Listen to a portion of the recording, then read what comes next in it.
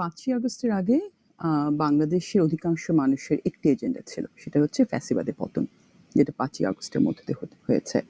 কিন্তু ৫ই আগস্টের পরে এখন অনেক ফ্রন্টের এখন অনেক এজেন্ডা।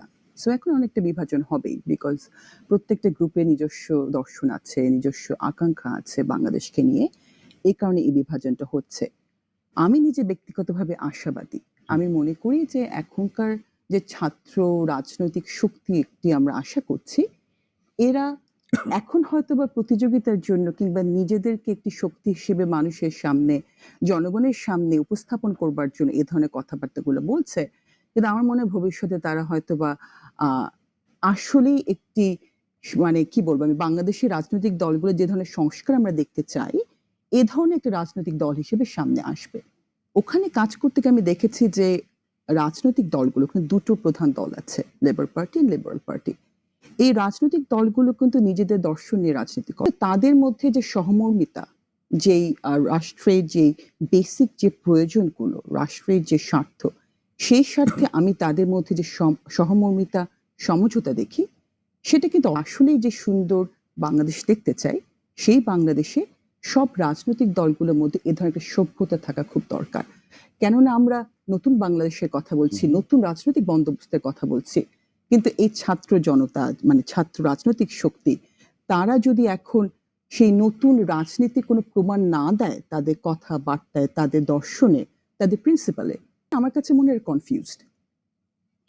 আমার কাছে মনে হয় দে আর স্টিল ওয়ার্কিং অন ইট, যে তারা আসলে কি চায়, তাদের রাজনৈতিক দলটাকে তারা আসলে কিভাবে জাতির কাছে সামনে আনতে চায় এবং ঠিক কি কাজ করলে তার নির্বাচনে জিতে আসবে, এই ব্যাপারগুলো নিয়ে তারা মনে হয় খুব confuse and I am happy to give them some time because এরা সবাই young, most of them are really young and I really want them to use a combination of courage and wisdom because প্রতিষ্ঠিত যারা রাজনীতিবিদ আছেন তাদের মধ্যে ভুল ত্রুটি থাকতে পারেন।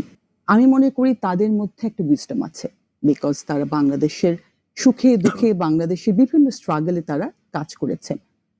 আমি মনে করি ছাত্র জনতার, ছাত্রদের রাজনৈতিক শক্তিটা এদের কাছ থেকে শেখার আছে। দুই পক্ষের কাছ থেকে শিখতে পারে। তাহলে ঐক্য হবে কি করে? তাহলে কি ঐক্য কি শুধু মুখের কথাই থেকে যাবে?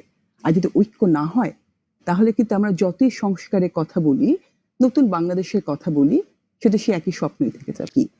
আমার কাছে বাংলাদেশের গণতন্ত্রের সংকটের সবচেয়ে মূল কারণটা মনে হয় আমাদের রাষ্ট্রযন্ত্র, দ্য সিস্টেম।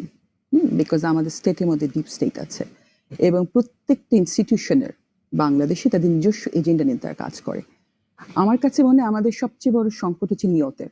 তাদের নিয়ত যদি ঠিক থাকে, আমি কিন্তু কোনো সমস্যা দেখি না। ওয়ের ইজ দ্য প্রবলেম? মানে তারা তাদের যে দফাগুলা নিয়ে আসে, যে দর্শনের কথা বলে, যে সংস্কারের কথা বলে, সেগুলো তো ইমপ্লিমেন্টেশন আমি কোনো প্রবলেম দেখি না, ১ নাম্বার। ২ নাম্বার হচ্ছে যে শুধু পলিটিক্যাল কালচার না, বিকজ রাষ্ট্র শুধু পলিটিক্যাল কালচার দিয়ে হয় না। আমি যখন ডিপ স্টেটের কথা বলি, আমি যখন বিভিন্ন রাষ্ট্রীয় ইনস্টিটিউশনগুলোর কথা বলি, সেখানে শুধু পলিটিক্যাল কালচার না, বিকজ এখানে ব্যুরোক্রেসি একটা বিশাল রোল প্লে করে। হ্যাঁ, আমলাতন্ত্রকে ঠিক হতে হবে। আমি মনে করি যে গত ৫৩ বছরে আমরা বোধহয় সবচেয়ে কম অ্যাটেনশন দিয়েছি আমলাতন্ত্রে, এবং আমলাতন্ত্রটাকে যদি আমরা ঠিক না করতে পারি, আমরা যত সংস্কারের কথা বলি না কেন, ডিসফাংশনাল হ্যাঁ কখনো কখনো হ্যাঁ, শুধু ডিসফাংশন, আই থিংক করাপ্টেড।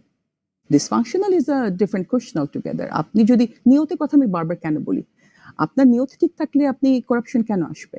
আমি আমার দেশের জন্য এই কাজটি করব, একজন আমলায় যে কাজটি করবে সেটা আমি একটা ভালো নিয়ত নিয়ে করবো এবং এটা আমি আলটিমেটলি আমি পাবলিককে সার্ভ করছি। আমি অস্ট্রেলিয়াতে পাবলিক সার্ভেন্ট। আমার কিন্তু মূল উদ্দেশ্য থাকে যে অস্ট্রেলিয়ান পাবলিকের হেলথ এনশিওর করা, কোনো কম্প্রোমাইজ নেই, এবং আমাকে সমস্ত কমপ্লায়েন্স থেকে কিন্তু এভাবে আটকে রেখেছে যাতে আমি কোনোভাবে কোনো ছাড় দিতে না পারি। সো এই যে স্টেক হোল্ডারদের কথা বলছি, ডিপ স্টেটের কথা বলছি, ইনস্টিটিউশনগুলোর কথা বলছি, এই সবকিছু মিলে রাষ্ট্র।